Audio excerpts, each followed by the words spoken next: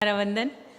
હું યુપીએસસીની સ્ટુડન્ટ નથી, બરાબર, પણ તેમ છતાંય તે કદાચ 30 વર્ષના અનુભવ પ્રમાણે સમાજ જે દર્શન મેં મારી આંખેથી આટલી સમાજની અંદર આટલી ઉંમરમાં કર્યું છે એના આધારે અને તમને સંતોષ થાય એવા જવાબ હું આપી શકું એના માટે પણ માતાજીને હું પ્રાર્થના કરું છું અને તૈયાર છું. ચાલો કોઈ 3 એવા સવાલ કે ખરેખર જે અંગત જીવનની અંદર પારિવારિક જીવનની અંદર સ્પર્શતા હોય અને પૂછી શકાતા હોય.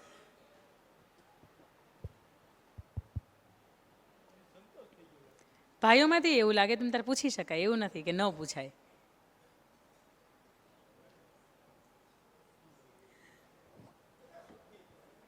નહીં, સુખી હોય એ નહીં, ચાલો પ્રશ્ન તો હોય જ તે, સુખ ક્યાં નાખવું, સુખ ક્યાં વેચવું.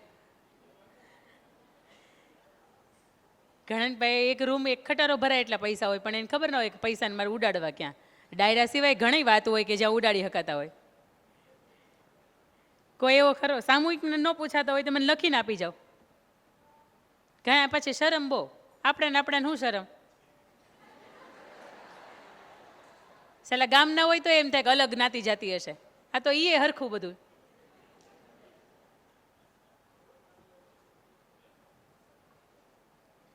હા, કોડલેસ આપો ને ત્યાં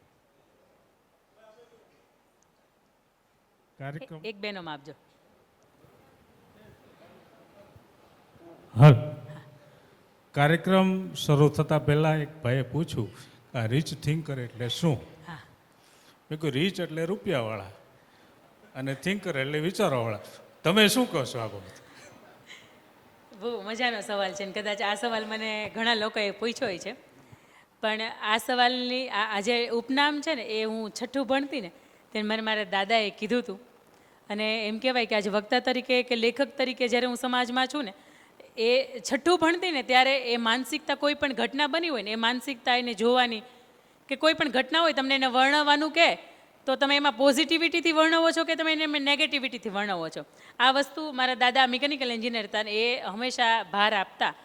ત્યારે એણે એવું કહ્યું હતું કે કોઈ પણ માણસ ગરીબીની અંદર જન્મ લે તો એ એના ભાગ્યની વાત છે, પણ ગરીબી સાથે જે મૃત્યુ પામે તો એણે સંઘર્ષ નથી કર્યો એવી કંઈક નિશાની છે.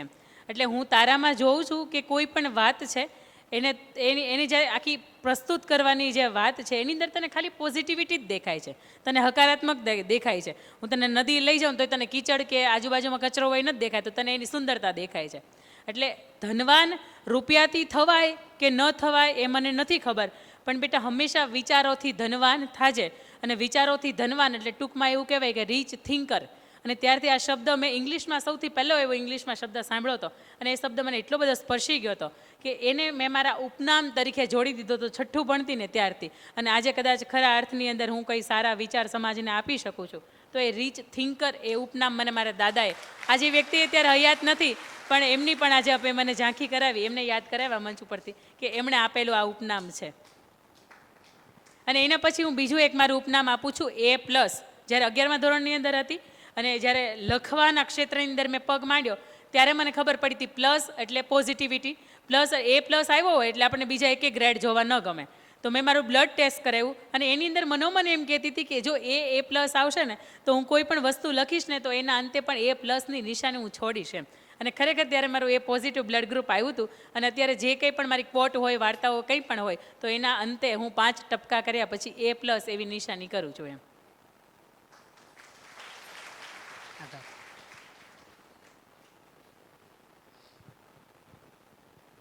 નમસ્કાર મેમ. નમસ્કાર. તમારા આટલા સુંદર વિચારો, સારા શુદ્ધ ભાવો અને સારી લાગણી આ તમે પુસ્તકોમાંથી જ મેળવ્યું ને? નહીં. તો તમે કેટલા વર્ષે પુસ્તક વાંચવાનું ચાલુ કરેલું હતું? કહેતા એમ થશે કે થોડીક સંકોચ થશે, પુસ્તકો હું બહુ ઓછા વાંચું છું.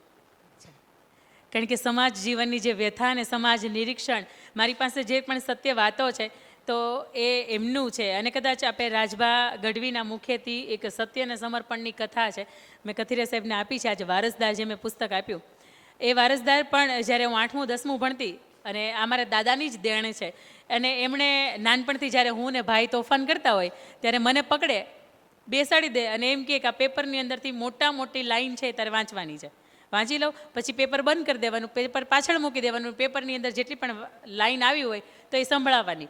એટલે આ અર્થશાસ્ત્ર, જે નાણાકીય વ્યવસ્થા, જે રાજનીતિ, આવા જે અલગ અલગ વિષયોના શબ્દો છે ને બહુ નાની હતી ને ત્યારથી સાંભળતી થઈ છું. અને કદાચ એમ પણ કહેવાય કે આજથી 240 વર્ષ જૂની આ વાત છે. અને મારું વારસદાર પુસ્તક જો આપને મળે તો વાંચજો, અને ન મળે તો મને કહેજો, હું મોકલાવીશ કોઈ પણ સંજોગોની અંદર. એ પુસ્તકની અંદર આખી વાત લખી છે કે સૌરાષ્ટ્રની અંદર એક ભવાન પટેલ કરીને એક દાદા હતા, ધારગણી ગામની અંદર, આપણી જ વાત છે. અને એ ગામની અંદર એમના વંશજો પછી થઈ ગયા, અને એમનો જે નીતિમત્તા હતી, એમનો જે પ્રેમ હતો, એમના પત્ની એમના બીજી વખત લગ્ન કર્યા, અને પછી એને ખબર પડી કે આગળનો જે એમનો હસબન્ડ હતો, આગળનો જે એમનો પતિ હતો, એ જે તે સમયે ગાંડો થઈ ગયો હતો અને ઘર મૂકીને જતો રહ્યો હતો, અને બધાએ એવું માન્યું હતું કે એ એક્સપાયર્ડ થઈ ગયા છે, પણ એ જીવે છે, હું જાણું છું, તો મારા પત્નીની સાથે દાંપત્ય જીવન હું અહીંયા ન શરૂ કરી શકું. મારા દીકરાના સાચવવા માટે, કે મારી 50-54 વર્ષની ઉંમરને સાચવવા માટે આ સ્ત્રી પાત્ર 30-32 વર્ષનું મારી ઘરે આવ્યું છે, પણ મારે સહી સલામત રીતે એમને એમના પરિવારની સાથે મોકલવું પડે. અને ત્યારે એ ભવાન દાદાએ એ સમર્પણ, પ્રેમની અંદર ખરેખર સમર્પણ કેવું હોય, આ તો તું મારી નહીં તો કોઈની નહીં, આ અત્યારના સમયને બહુ લાગુ પડે છે. અને એ ભવાન પટેલ મારા દાદા હતા, 6ઠી પેઢીના. આજે હું એમની વારસદાર છું.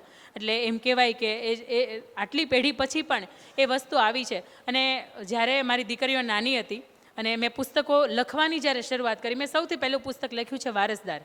અને આ ઘટના, આ ભૂમિ, જે ભવાન પટેલ જે સમયની અંદર રહ્યા હતા, જેમનું ઘર હતું, કે જ્યાં એને બળદ બાંધતા કે ગાડું બાંધતા, તો એ ભૂમિની અંદર અત્યારે મારા પપ્પાનું ઘર છે.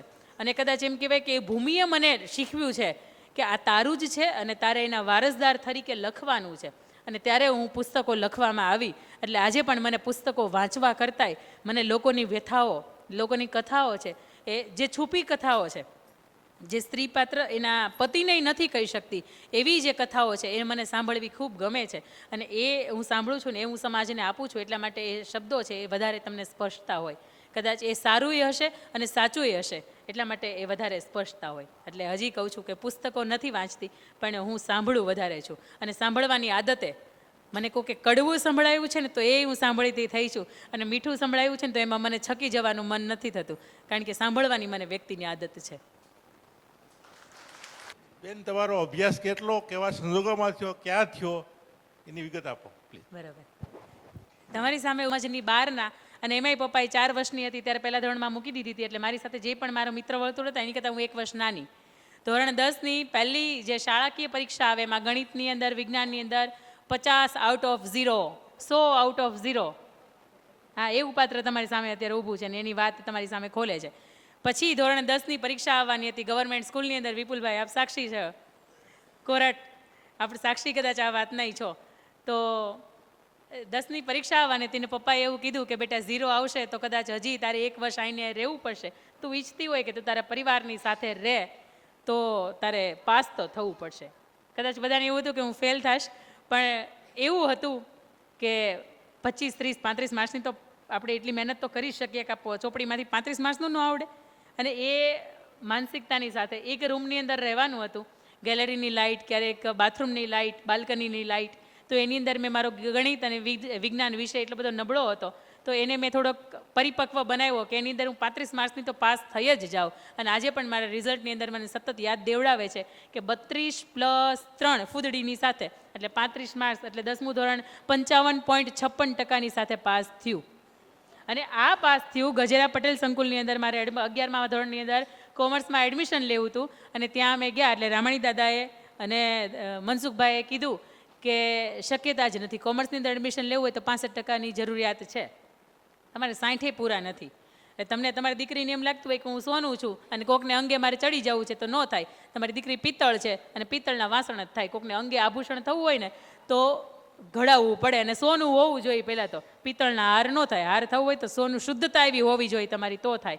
અને આ શબ્દો લાગી ગયા. અને પછી પપ્પાને કીધું કે 11મા 12મામાં તમે મને સારું લાગે ને એ જગ્યાએ નાખી દો, હું રિઝલ્ટ લાવીશ, અને ભણવું ને તો પટેલ સંકુલ અમરેલીની અંદર જ ભણવું, બાકી ભણવું નથી. કારણ કે ત્યાં શિક્ષણ વ્યવસ્થા હતી, ત્યાં સેફટી હતી કે મમ્મી પપ્પાની આંખો બંધ કરીને આપણે ત્યાં ભણી શકીએ. અને પછી ધોરણ 11મું અને 12માની અંદર 70% સાથે આવ્યા.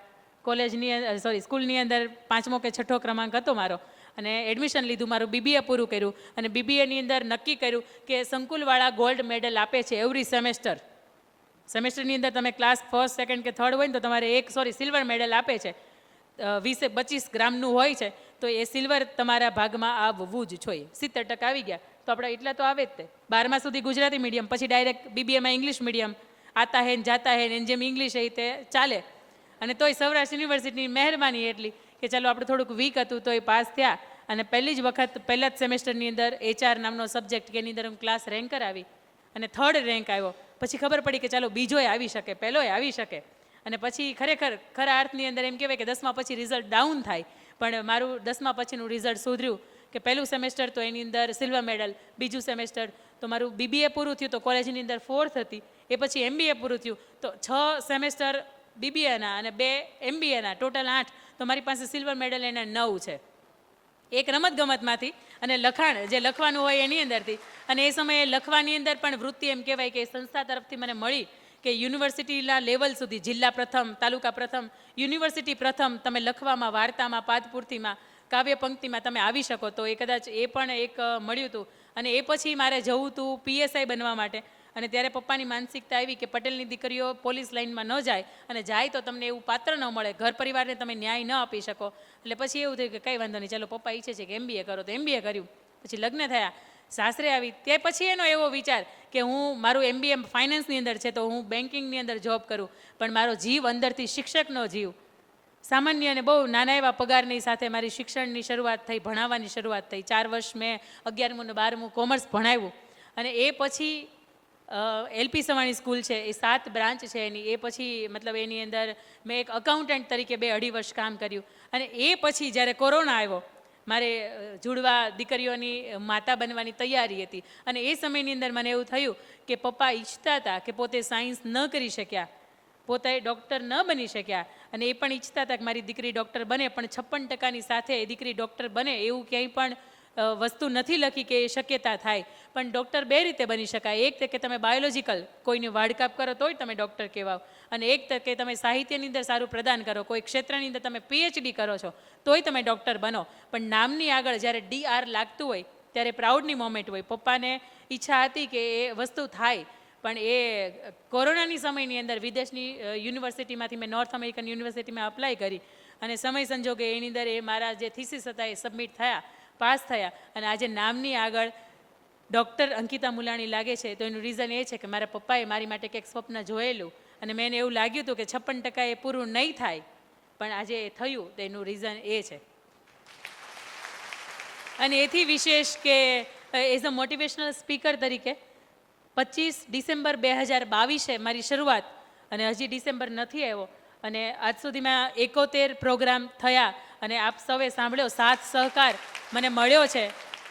એક એના માટે પણ જે પણ મીડિયા થકી કે જે પણ સાંભળતા હોય તો એના માટે મારે થેન્ક યુ કે આ જીવનને 30 વર્ષની અંદર જે કંઈ પણ ઘડતર થયું છે તો એ સૌના સાથ, સૌના સહકાર, સંસ્કાર, સમજણ, અને એ જે પણ આપણે સબ્જેક્ટ ત્રીજો શબ્દ આપ્યો છે કે સમજણ, આ વસ્તુ હતી એટલા માટે એ જીવનને એક નવો આયામ આપી શક્યા છીએ.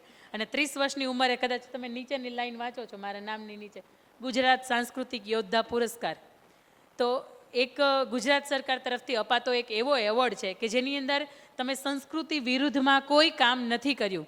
મતલબ તમે શબ્દોથી પણ સંસ્કૃતિની વિરુદ્ધમાં નથી ગયા, તમે તમારા વસ્ત્રોથી પણ નથી ગયા, તમારા વ્યવહારથી પણ નથી ગયા. તો એક એવું પાત્ર કે ગુજરાત સરકાર આખું નક્કી કરતું હોય તો એમાંથી એણે 14 પુરુષોને સિલેક્ટ કર્યા, 2 અલગ અલગ વિભાગની અંદર. પહેલો વિભાગની અંદર 8 પુરુષો, બીજામાં 7 પુરુષો, અને એ 14-15 પુરુષો, અને 15મું પાત્ર કે ગુજરાતની અંદરથી પ્રથમ મહિલા તરીકે તમે સાંસ્કૃતિક યોદ્ધા પુરસ્કાર તમને એના થાય છે 1 લાખની રકમની સાથે. તો એ હમણાં મને ગઈ 29 તારીખે મળ્યો કે એટલો ગર્વ છે કે સંસ્કૃતિની વાત લઈને જ્યારે તમે નીકળી પડતા હોય ને ત્યારે તમારી નોંધ લેવાવાળો સમાજ બેઠો હોય, પણ તમે જ્યારે સંસ્કૃતિની વિરુદ્ધમાં જતા હોય ત્યારે તમને આ સમાજ ખોઈ દેવાવાળો પણ બેઠો હોય. જે સમાજ તમને ઉપર લઈ જાય છે એ જ સમાજ તમને નીચે પાડે છે. અને સંઘર્ષ અને અંદરથી જ્યાં સુધી ન જાગે ત્યાં સુધી કંઈ ન થાય. અંદરથી ઉગે ને એને કોઈ પછી ન પૂગે, એની જેવી વાત છે. આપ સૌનો ફરીથી નતમસ્તક વંદન સાથે આપ સૌનો આભાર. 1.5-2 કલાક મને તમે સહન કરી એ માટે પણ આપનો ખૂબ ખૂબ આભાર. અને જ્યારે પણ આ નવસારીના આંગણે આવવાનું થશે ત્યારે ફરીથી આપની સાથે મુલાકાત થશે તેવા ભાવ સાથે વિરમું છું. જય હિન્દ, જય ભારત.